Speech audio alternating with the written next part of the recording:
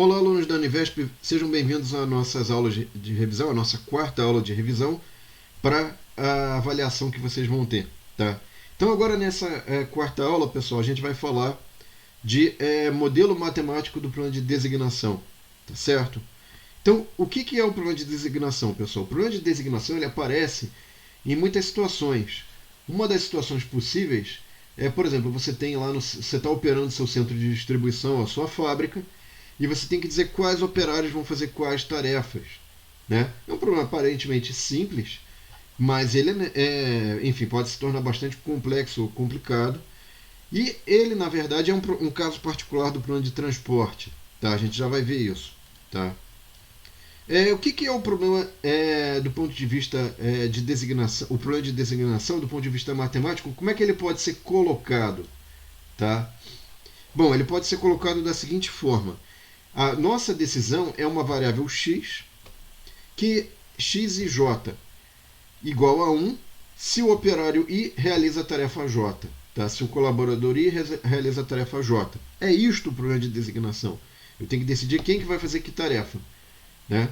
Só que, o que acontece? Parece simples, mas eu tenho algumas condições para isso. Tá? Primeiro, é que eu não posso deixar tarefa nenhuma sem operário. Eu não posso também deixar nenhum operário sem tarefa. Tá? Então, como é que eu escrevo isso do ponto de vista algébrico? Eu vou escrever o seguinte, ó, um operário 1 vai ter que realizar ou a tarefa 1 ou a tarefa 2, por exemplo. Tá? Então, eu vou escrever isso como? Eu vou colocar aqui, ó, operário 1, porque o primeiro índice é o índice do operário. Tá? E aí, eu vou fazer a soma de x11 ou x12. Tá?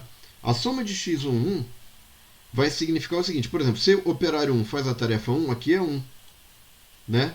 Então eu atribuí esse operário a essa tarefa. Automaticamente, ele não vai poder fazer a tarefa 2. Então, se isso aqui for igual a 1, aqui tem que ser igual a 0 para que essa igualdade seja verdadeira. Tá? Essa equação aqui eu posso colocar numa forma mais geral, pessoal, que seria, por exemplo, x1, operário 1, j tarefas, né? Faço a soma nas tarefas, j. Tá? E aqui, ao invés de fábrica 1, eu vou substituir por 1. Por isso que eu falei que era um caso específico, particular do plano de transporte. Por quê? Porque neste caso, ao invés de colocar um F qualquer, que seria a capacidade da fábrica, eu estou colocando que é a capacidade do nosso operário, que é uma tarefa. Pronto. Né? Então, é uma formulação que eu estou fazendo uma especificação, uma especificidade do problema de transporte. Tá? Bom, para as tarefas eu vou aplicar a mesma coisa da alocação. Né? Aquela tarefa tem que ter algum operário. Como é que eu indico isso? Então, nesse caso, pessoal, eu vou colocar desse jeito. Ó. Por exemplo, tarefa 1 pode ser feita pelo operário 1, pode ser feita pelo operário 1 ou pelo operário 2. Tá? A tarefa 1 pode ser feita pelo operário 1 ou pelo operário 2. Tá? Eu não sei. Se eu colocar, por exemplo, aqui o operário 2, então nesse caso, como é que eu indico isso? Ó, x21, operário 2 fazendo a tarefa 1. Ok.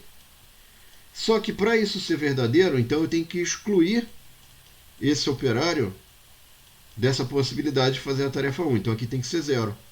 Tá? Então, como é que eu pego essa equação, pessoal, e coloco num formato mais geral? Né? O formato mais geral que eu posso utilizar é esse aqui. Ó. Então veja que agora o segundo índice está fixo, que é o índice da tarefa, e eu vou variar, vou fazer uma soma no primeiro índice, que é o índice do operário, porque eu estou somando todos os possíveis operários que podem realizar a tarefa e vou escolher um. Tá? Então isso aqui funciona como uma espécie de, olha, pode ser esse, ou pode ser esse, escolha um. Escolher um, os demais têm que ser 0.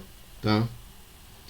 Então, o nosso modelo matemático de designação, pessoal, vocês podem ver aqui que ele tem o equacionamento nosso, ele é muito próximo do que seria do problema de transporte, só que aqui não é F de I e aqui não é D de J.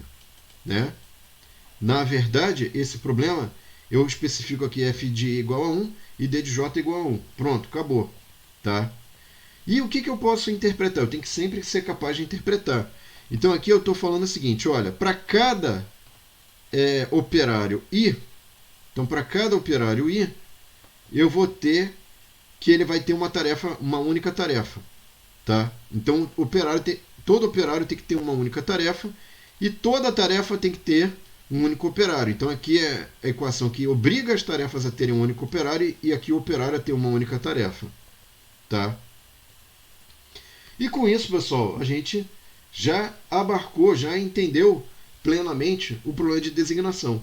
É isso que vai ser exigido na avaliação, você ser capaz de fazer a construção dessas equações gerais ou essas equações mais específicas e eventualmente entender essa questão de, olha, coloquei aqui o operário 1 para fazer a tarefa 1, como é que eu coloco, como é que eu explico isso em termos de equacionamento do plano de designação, tá? Então essa aula ficou bem curtinha em comparação com a aula do plano de transporte, mas é porque esse problema também é significativamente mais simples. Espero que vocês tenham gostado e não percam a última parte da última aula que a gente vai colocar ali sobre, adivinha? Problema de produção e estoque no tempo, tá bom? Bom, pessoal, então vejo vocês na próxima e última aula desse processo nosso de revisão. Obrigado e até lá. Tchau.